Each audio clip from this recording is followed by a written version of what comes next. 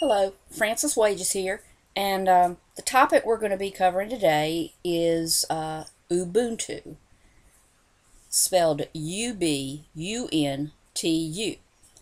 First of all, how I came upon this word and went to sort of do a little bit of exploration and find out what it was talking about was I saw a reference to it in one of Richard Branson's posts, and so I think Richard Branson is a pretty phenomenal entrepreneur, so I wanted to see what he was talking about.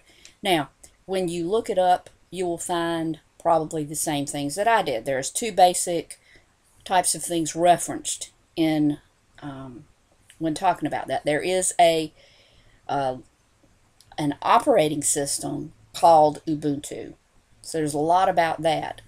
And that is apparently a Linux-based operating system that's easy to use and install and all that.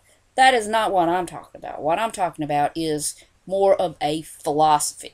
And this philosophy is really emanating from South Africa. It literally means humanness. And essentially, my version of what it means is that each one of us is connected to everyone else in the sense that we're all humans.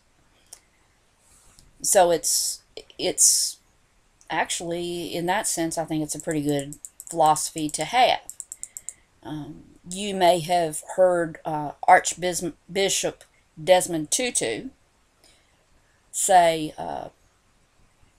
he said, a person with Ubuntu is open and available to others, affirming of others, does not feel threatened that others are able and good. It's based from a proper self-assurance that comes from knowing that he or she belongs in a greater whole and is diminished when others are humiliated, or diminished when others are tortured or oppressed.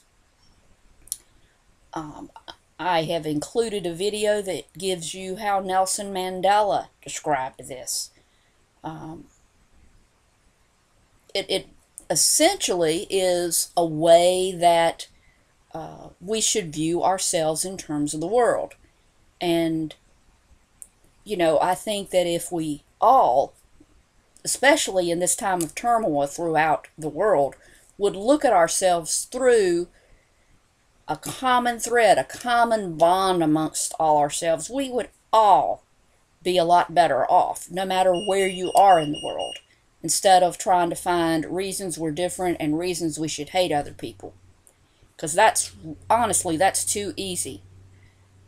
It's much more difficult sometimes to love people that live somewhere different than we do, that has different background and lifestyle than we do. But when we reach across that chasm and can understand them a little bit better, I think it's going to make us a better person in the end. So just remember, if you should come across this word, that's what they're talking about, is a philosophy of commonness among us humans. So you go out there, you have a wonderful day, and let's all try to build some bonds as we go along our day. Take care. Thanks for listening. Bye.